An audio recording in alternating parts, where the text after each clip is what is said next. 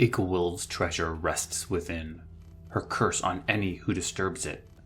Seek no further to steal it, or to free the one prisoned here. Inscribed warning. Welcome, humble adventurers, to my realm of knowledge and mystery. Here, in my cursed library, are endless tomes and scrolls on the darkest and evilest foes in all the realms, be they from Dungeons & Dragons, Pathfinder, the many worlds of darkness, or any realm in between. Welcome to the Dastardly Decimal System. I'm your caretaker of the corrupt, the librarian, Castor Kane. It's hard enough to make a name for yourself in a multiverse of horrendous villains who commit unspeakable evil. It's almost impossible to be a new, infamous name in a vast sea of wickedness. And that's just among the mortals. Add in the collection of fiends, celestials, and deities, and the villainous sea grows even greater and infinitely darker. What makes it even harder is when you are a child of an infamous evil. So, and at the risk of mixing metaphors, you find yourself swimming in a vast sea while standing beneath your parent's shadow. For today's topic, I have brewed a pot of Samurai Spirit Mate tea. This blend is rich in energy and stimulation. It's meant to invigorate your mind and body.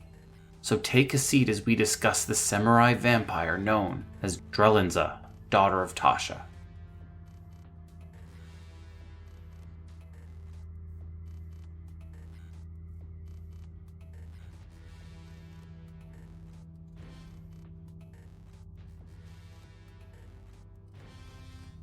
The warrior maiden known as Drelnza is a beacon of beauty and strength. She was the princess of Perrinland and one of its deadliest warriors. Her skin was alabaster and her face was pale but composed, somehow becoming the focal point for her great beauty. Her lips were bright scarlet red, often glistening with hints of blood. Her raven-hued locks were vibrant and lustrous, falling to the middle of her back. She is often seen in either a regal dress or her battle armor, both of which are made from the highest quality materials worn only by a princess. While in battle, she is armored in gold chased full plate and a black helm. Her armor has a jade hue with golden edges and azure highlights.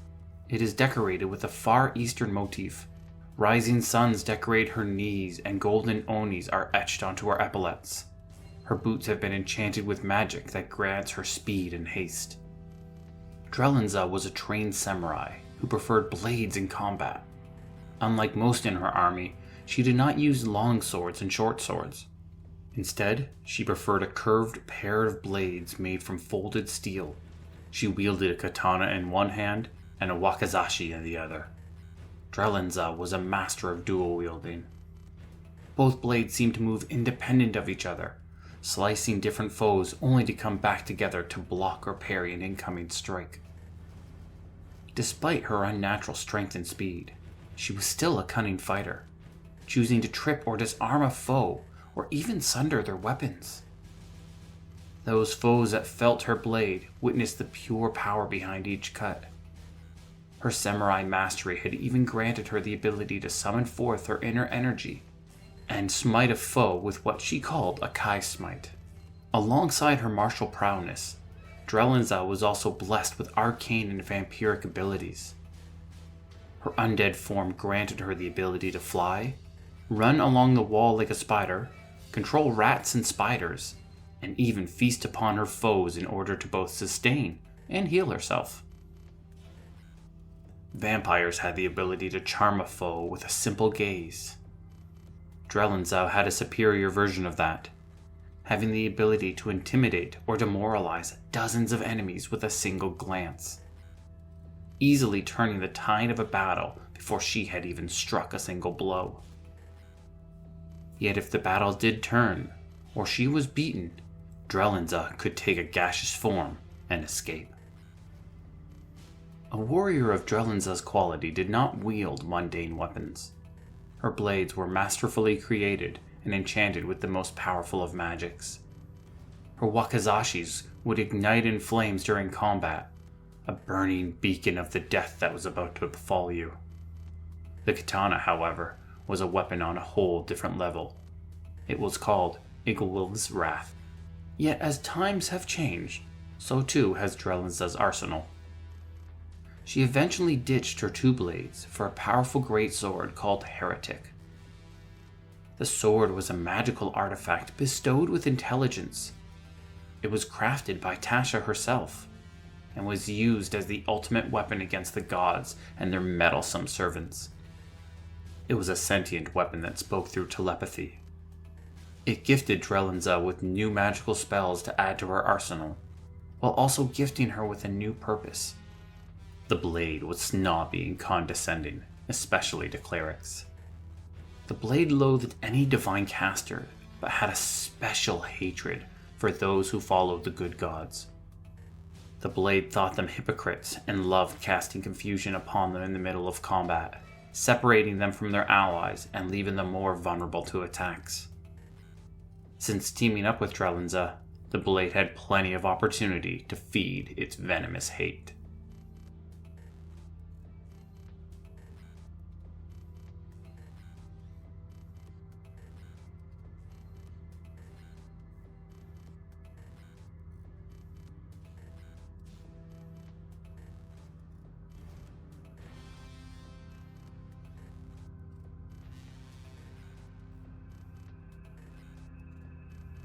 As is the case with most children of famous parents, you cannot tell the story of one without getting into the story of the other.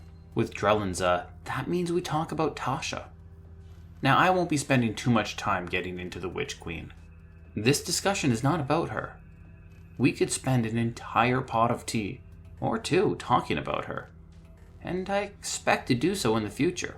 That being said, some context is needed. Tasha is a woman of many names. She started out as a wizard named Natasha. She was adopted by Baba Yaga, yes, that Baba Yaga, and grew into Natasha the Dark. She took the name Tasha when she joined the Company of Seven, a collection of wandering heroes. It was there she developed the famous spell known as Tasha's Hideous Laughter.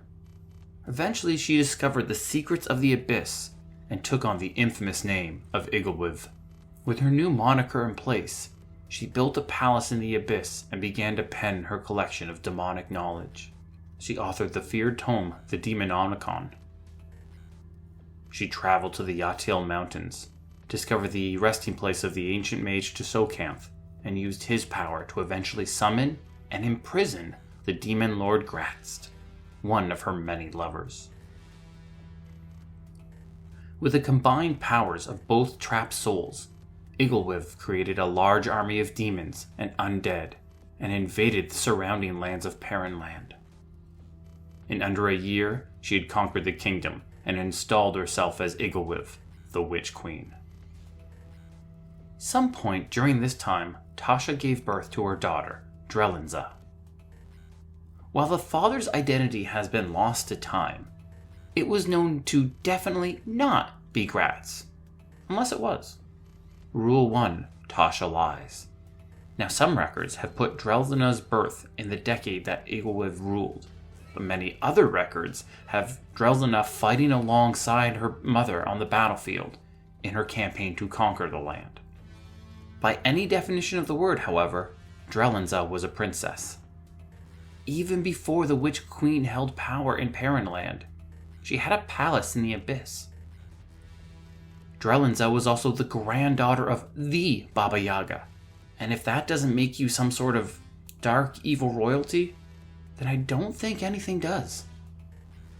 Drelnza, however, was not raised to be a princess. Instead, she was raised to be a warrior. Tasha scoured the lands to find the greatest fencers in order to teach her daughter.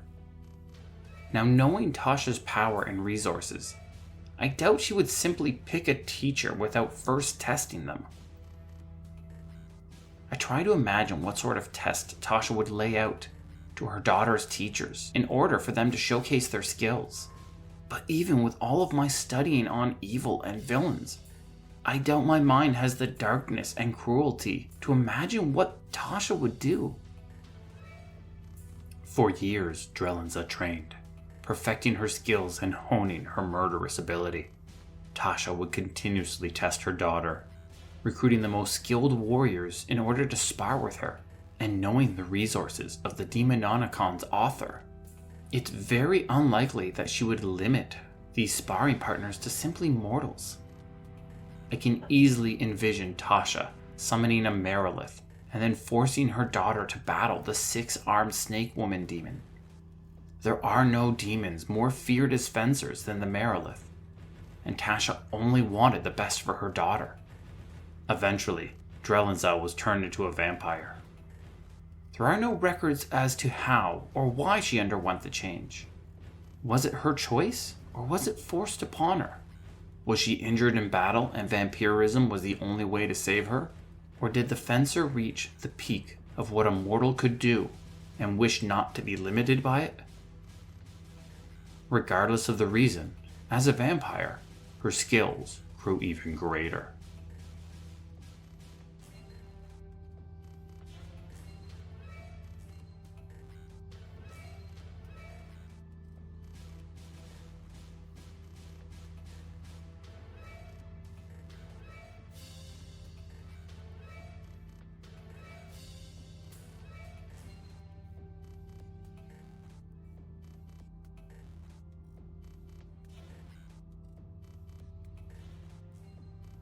What few unaltered records that remain from the Witch Queen's reign speak of how crucial Drelnza was in the conquering of Perrinland. The unstoppable fencer would have led the battle marching on the front line.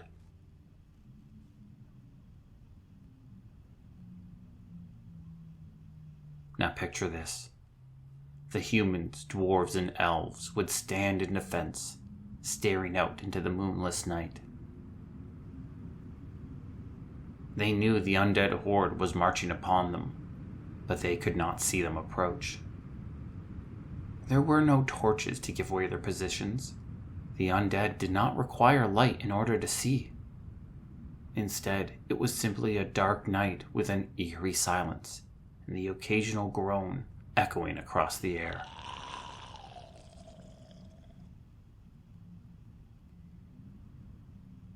Suddenly, a small flame ignites. It's bigger than a torch, but smaller than a longsword.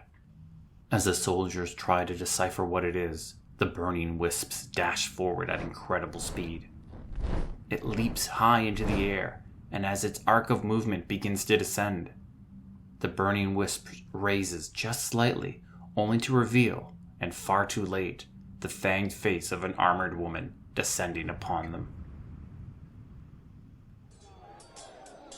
Drelnza's attacks are swift and deadly, her katana and flaming wakazashis dutifully carving through any soldier that dares to stand against her.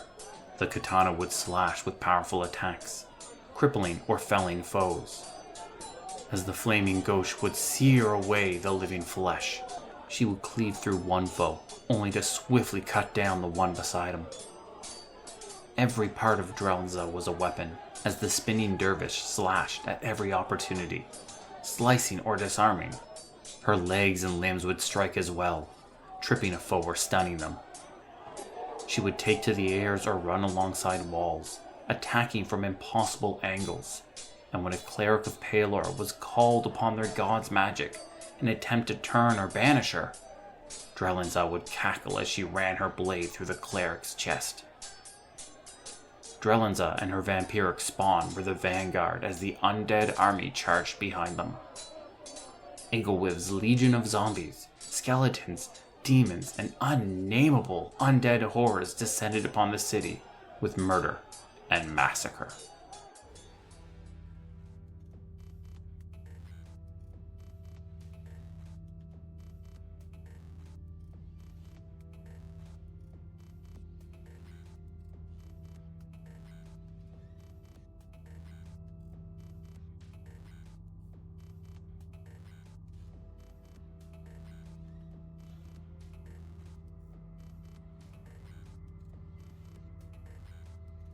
For 10 years, Engelwiv ruled Perrinland with an iron fist and a sharp spell. But eventually her empire came to an end. The evil machinations of Gratz allowed him to manipulate the witch, severely weakening her and then granting his own escape from her imprisonment. With her power weakened, the Flan people rebelled and earned their freedom. Igilwiv was badly injured and forced to flee, leaving her treasure at arcane artifacts behind. As the decades passed, whispers of the witch's great wealth began to spread. But the one that spread the most was the rumor that Igilwiv's greatest treasure was buried within those caverns. Many greedy adventurers made their way in, but few ever left. Some were slain by the golems and dracolisks that hid within. Others succumbed to the arcane taint that affected the cavern, corrupting their mind, driving them to insanity. Those that made it in and survived all the way to the inner sanctum found a circular room with a magical lamp hanging over a broad stone slab, with Drelnza sleeping upon it. She slept in her armor, her blade laying across her body, as its hilt was below her breast. The woman's gauntleted hands were crossed over the sword's pommel. As the heroes approached, she would slowly sit up and fearfully grasp the sword in one mauled fist. She would rub her eyes with the other, and with an innocent coo she would ask, "Who has rescued me from this dreadful sleep?" Drelnza would act innocent and docile, telling stories of being a warrior, trapped in this, begging for a savior. All the while she waited for the heroes to get close. Then she would lunge. Igilwiv did not leave her artifacts unguarded. Drelnza was not only the protector of the caverns, but also Igilwiv's greatest treasure. Drelnza was a vicious warrior. She would run along the circular wall, striking down from above as she tore the treasure hunters apart and fed on their last breaths of life. If a cleric stepped in, they were targeted first. She would charm them and force them away from the party before feeding on them and ripping them apart, sating not only her own hunger, but that of her blades as well. If she got severely injured, she would turn to mist and escape beneath the stone slab. There, she would regenerate in her coffin as she readied herself to attack once more. Nobody escaped the blades of Drelnza for long.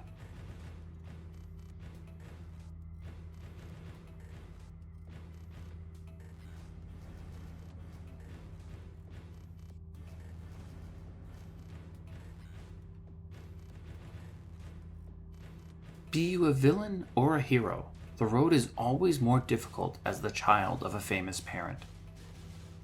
No matter what you do, you will always be compared to them. Did you surpass your parents, or did you fail to even come close? Despite Drelnza's martial skill, she would forever fail in comparison to her legendary mother. It didn't, however, lessen her mother's love for her. The caverns of Jisojacanth were filled with paintings that Tasha had commissioned of her daughter, the most famous of which depicted her sailing under the glow of the full moon.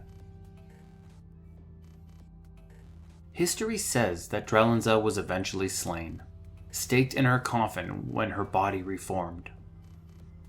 While I don't doubt that the vampire was slain, I have reservations as to if she will remain that way. Let's look at the facts. Drelnza is the daughter of Tasha, a well-known necromancer. Fact. She is the granddaughter of Baba Yaga, the Dark Witch. Fact. She is the half-sister of the evil necromancer god known as Ayuz. Fact. And to make matters worse, her mother's sometimes lover and sometimes enemy, the demon lord known as Gratz, has proven there is no limit he won't go to in order to mess with Tasha. Fact. I suspect that if Drelnza still remains slain, she won't be for much longer. It seems that our tea has run out. I hope this aids in your vampiric slaying. Join me again in my library for more stories and lore about the darkest villains from the darkest realms. This has been the Dastardly Decimal System, and once again, I am your librarian, Castor Kane.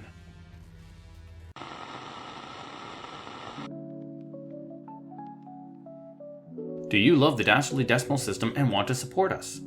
Check out our new Patreon. Members will get access to show notes, official artwork, our new bonus episode series called Cleaning Up After Tea Time, and of course, plenty of cat pics of Vega voice actors Vash and Zid. You'll even be able to suggest a topic for a future episode. Check it out at patreon.com/Dastardly Decimal System. If you are not financially able and still want to support us, suggest the show to a D&D loving friend, and it really helps us get noticed. The Dastardly Decimal System can be found on Twitter, Instagram, Facebook, and TikTok at DD System Podcast. That's Delta Delta System Podcast. Drop us a message and say hi. Vega always loves the attention. This podcast was produced by Midnight Reading Audio, a division of Midnight Reading Publishing. The voice of Castor Kane is Larry Gent. Hi. The voice of Vega is provided by my cats, Vash and Zid. Music was Set the Controls by Alfred Groupsta from Pixabay.com, licensed under the Creative Commons. Thank you, and have a wonderful, wonderful evening.